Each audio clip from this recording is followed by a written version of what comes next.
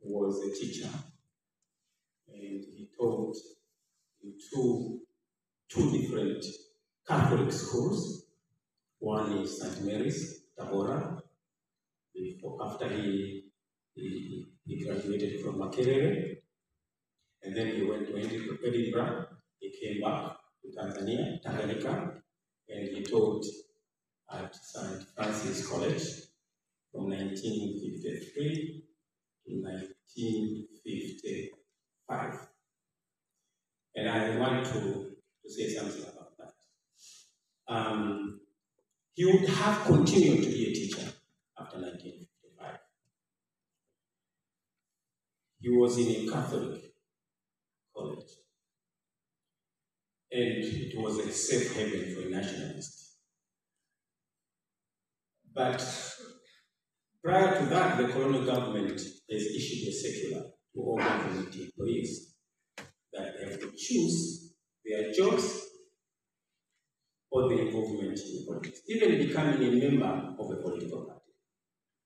So it started with those who were working in the government. But then they realized that was not enough. Because all these people, like Julius Kamala and Nyerere, who were involved in politics, they were working for non-governmental institutions. And the church was one of them. But they found a reason.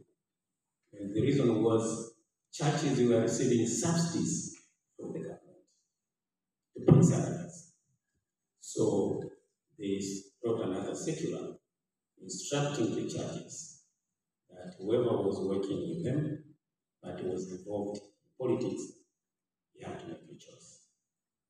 To continue working as a teacher or to resign as a teacher and work as a politician. So Father Willis called Mwalimu and informed of this choice. And Mwalimu chose to resign as a teacher and chose to continue with political work. This is always meant as a reference to the sacrifice Mwalimu made, because he was jobless. Immediately, he was jobless. He didn't have a house to go to. He had a family, he had a wife and 2 children. So Mwalimu, I think, chose to go back to Kutiama. He stayed there for a long time. He had a choice of looking for a job, and there were so many jobs available. He was educated, etc., but he chose not to. And in Kutiama, there are stories about when he was working with the church, translating the catechism from English to Islamic, etc. And those are some. But this is a sacrifice he made, a choice he made at the early days of the struggle for independence, to devote his time in the struggle for the independence of his country. And when he came back to Dar es Salaam, he lived on assistance from his colleagues, because the party had not enough money to pay him a salary. Okay. So that's how things were happening. But then we fought for independence, and independence came earlier than it was expected, because if you read the book, when one was asked, when do you expect independence of Tanganyika to come, one would say maybe in 15 or 25 years. So if you take 1955 and you add up, it would have been 1975 or 1980 something. But independence came in 1961, 7 years after the formation of the Tanganyika Union. Now, to lead an independence movement in the context of colonialism, I would say it's not something unique. Many were out of necessity, had to give themselves for the independence of their countries, because colonialism was universally within the colonies not an acceptable system, and it it was very easy. Of course, there were some difficulties to organize the colonized against colonialism. So, Mwalimu like Jomo Kenyatta, like Kamuzu Banda, like Kofi, like many other leaders, he happened to be the leader of the liberation movement, which led his country to independence. But what is unique is that what do you do with independence? Because the masses have their own aspirations. The elites, the nationalists who provided leadership also had their own expectation of independence. And the immediate, for most of the African elite who led the independence was to occupy the privileged positions left by the colonizers. So they became ministers, they became principal secretaries, they became heads of Aristotle organization, etc. So privileged position. That's one. But two, they started using their position to accumulate wealth for themselves. It started happening in Tanzania, but immediately after independence, Mwalimu was asking himself a question. What kind of Tanganyika, what kind of society is Tanganyika going to be? And what kind of leadership will be required to lead the Tanganyikans into that kind of society? In 1962, the ambassador mentioned 1962, February, I think Mwalimu resigned as prime minister. Of course, I won't go into that. He resigned. But one of how he spent his time, okay, he was mobilizing, reorganizing his party, but he was also translating Shakespeare's book, The Merchant of Venice, and the Merchant of Venice and Julius Caesar. It took Kiswahili. But he also had time to articulate his idea of ujamaa.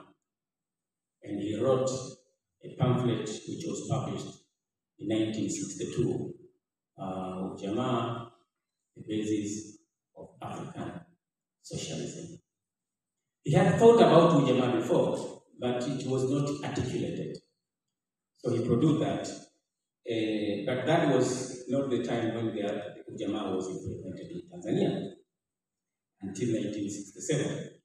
And Mwalimu had he had more time to refine his idea of the kind of society he wanted to build in Tanzania. And that came in 1965-7 when Mwalimu pronounced the Arusha Declaration. So I'm saying this because Mwalimu was concerned with the kind of situation after independence and what was unfolding in the country. His colleagues were busy accumulating for themselves, forgetting that there were millions of Tanganyikans who needed attention, who needed their aspirations to be translated in an independent country. And to him, the future society, because I'm here, Mwalimu's Jerusalem for Tanganyika. Mwalimu's Jerusalem for Tanganyika was Ujamaa. Society where men and women are equal and are treated as human beings, where there will be no exploitation between man and man or a group of men exploiting others. So that was one of the issues which concerned Mwalimu. And so in that sense, I say it's a choice he made, and it was a reflection of his solidarity, a continuation of solidarity with the masses with whom he fought for independence of Tanganyika, but he was also articulating and identifying with their concerns.